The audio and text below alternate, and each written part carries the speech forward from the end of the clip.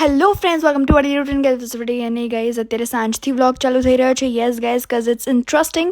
And અમે બધા veggies મંગાવ્યા છે બ્લિંકિટ પરથી. એન્ડ અહીંયા છે zucchini, lettuce, green onion, spinach, carrot, મેંદો એન્ડ એવરીથિંગ. અને મશરૂમ્સ પણ હતા. એન્ડ વેજી ચિપ્સ મંગાવી હતી અમે ટ્રાય કરવા માટે, કઝ બહુ જ અમને પેજ પર આવતું હતું. And it was like 135 rupees. And ખાલી 10 પીસીસ આવ્યા હતા.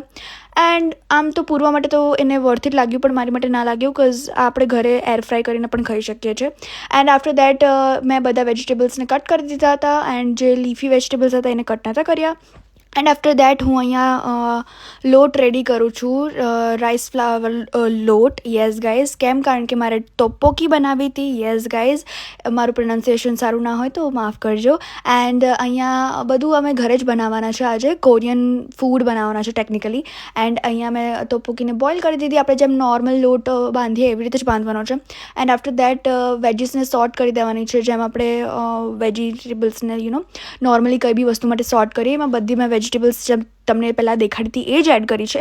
પછી soya sauce, gochujang sauce and ketchup mix કરીને એમાં એડ ઓન કરી દેવાનું છે, અને વિથ વોટર, જેથી થોડું સૂપી બને અને ટોપોકીમાં નોર્મલી મર્જ થઈ જાય. And as you can see કેટલું બ્યુટિફુલ લાગે છે. Here tteokbokki is ready. અને અમે બીજી વસ્તુ પણ બનાવવાના છે, એ છે બાવ બન. એન્ડ બાવ બન માટે ઈસ્ટ પણ નાખ્યું હતું, શુગર બી નાખી હતી, અને લોટ એકદમ બંધાઈ ગયો છે એન્ડ ફૂલી પણ ગયો છે. એઝ યુ કેન સી કેટલું ફ્લફી લોટ છે. એન્ડ મેંદો જ યુઝ કર્યો છે અમે ગાઈઝ. એન્ડ અહીંયા બધા નાના નાના વેજીટેબલ્સ કટ કરી દીધા હતા, અને ગોચુચાંગ સોસ નાખ્યો હતો, અને ટોફુ નાખ્યું હતું. ટોફુના જગ્યાએ તમે પનીર પણ નાખી શકો છો. એન્ડ જે નોર્મલ મસાલાસ હોય, જેમ કે મીઠું, પછી બ્લેક પેપર, એ બધું તમે નાખી શકો છો. આફ્ટર દેટ અહીંયા એકદમ ડો રેડી થઈ ગયો છે, અને પછી આપણે લોકોને અંદર સ્ટફિંગ ફિલ કરવાનું છે. એન્ડ ગાઈઝ, જે તમે રોટલી પ્રિપેર કરો બાવબન માટે, એની માટે તમે થોડું થીક જ રાખજો રોટલી, જેથી એ સરખી રીતે ફૂલી શકે એન્ડ પકી શકે. એન્ડ યુ કેન સી કે અમે લોકોએ બહુ બધા બાવબન રેડી કરી રાખ્યા છે, અને અમે લોકો ગાઈઝ સ્ટીમ કરીએ છીએ. તમે બેક કરી શકો છો, બટ આ અમારું ફર્સ્ટ ટાઈમ હતું, એટલે અમારે કંઈક રોંગ નહોતું કરવું. But guys, as you can C કેટલા મોટા મોટા બની ગયા હતા બાવબન. સો હવે અમે વિચાર્યું કે અમે એક જ મૂકશું. And after that you can see અમે રામેન પણ પ્રિપેર કરી છે. તો આજનું ફૂલ ડિનર હતું કોરિયન બેઝડ, બિકોઝ આજકાલ અમે બહુ કોરિયન ડ્રામાઝ જોઈએ છે. And here is like full food we have created. And guys, bao bun definitely અમે કાલે જે લઈને આવ્યા હતા એના કરતાં બહુ જ બેટર બન્યા હતા, અને ટેસ્ટી હતા. એકદમ મજા જ આવી ગઈ ખાઈને.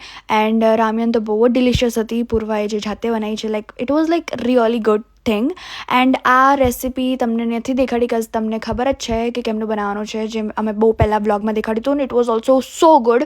એન્ડ ટોપોકી, જેમાં મેં બહુ મહેનત કરી હતી, that was also so good. So yes guys, અમે 8:30 વાગ્યાનું ચાલુ કર્યું હતું, અને અત્યારે એ લાઈક 11 વાગી ગયા હતા. So it tax lot of hard work. So guys, આ હતો મારો આજનો વ્લોગ. તો જો આ વ્લોગ ગમ્યો હોય તો લાઈક કરી દેજો. તો મળે એક નવા દિવસ નવી શરૂઆત હતી. ત્યાં સુધી જય અંબે.